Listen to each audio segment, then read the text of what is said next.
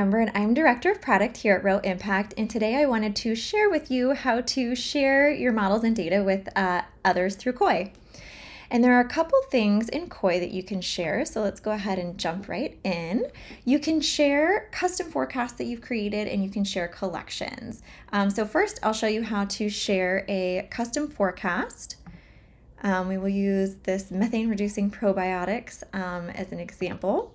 If you go to the data sheet, you can see here that this is a private model that I own. Right now you can't share public models through this in Koi just because any Koi user can access any Koi public model, so you can just share the link. So this is really for private models. If you did still want to share it through this, you could clone a public model to make it private.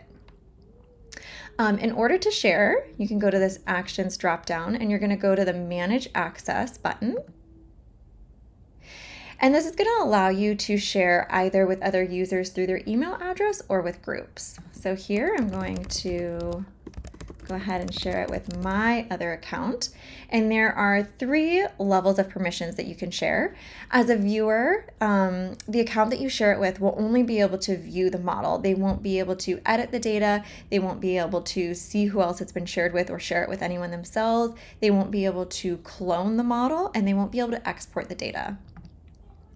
As an editor, the person that you share with will be able to edit this technology model. And so I would then also see those edits, but you can also go back to previous versions. So you're not going to lose any data, but they will be contributing to this actual technology model.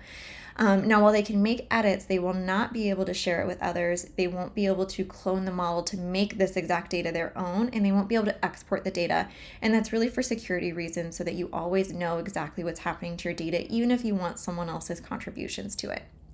Now, if you do want to share everything, you can provide them with manager access, and they will be able to view, edit, clone the data, export that data into Excel or other forms to do whatever they want with it.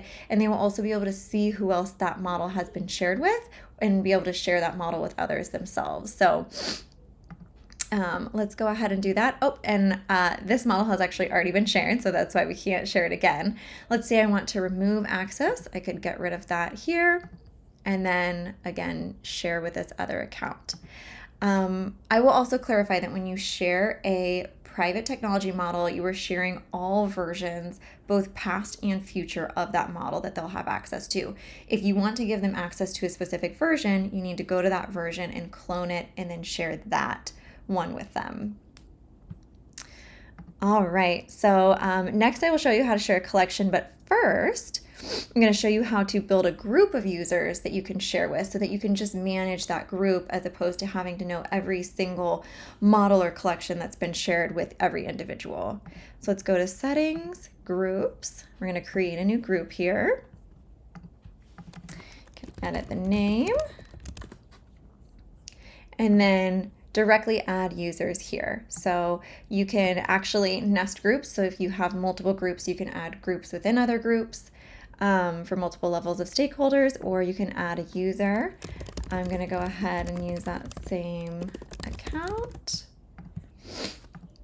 And I'm going to get a warning that pops up to remind me that this Koi user is not a current member of my organization, so I am sharing it outside of my organization. But I know she's cool, so I'm going to add that anyways. And then go into my collections. So I don't have any collections yet, but I actually have a collection that's been shared with me. Some utterly clean scenarios, which we built in the collections video. So I'll click into this collection.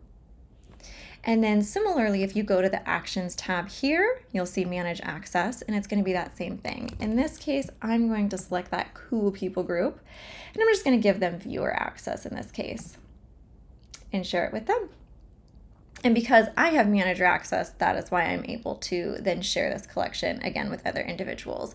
Similar to the custom forecasts, when you're sharing a collection, if they're nested, you're not only sharing that collection, but you're sharing that same access to all of the children collection. If you remove that parent access, then all of the children collections that were shared also get removed with it. If you share a collection that has private forecasts within it, you are not sharing the details of that private forecast. So you may need to also share the private forecast if you want them to be able to go in and dig deeper. But we preserved that, we decoupled those sharing permissions because you may want to share a collection but have them not view all the details of that. So that was intentional. All right, and I think that's a quick look at how sharing works in Koi. At Row Impact, we really believe collaboration is a core to how we think about impact modeling should work. And the more people that can see the assumptions and the data and join in the conversation, we just believe that the work gets better. So we've really tried to enable that through Koi. Thank you so much for listening, and I will see you next time.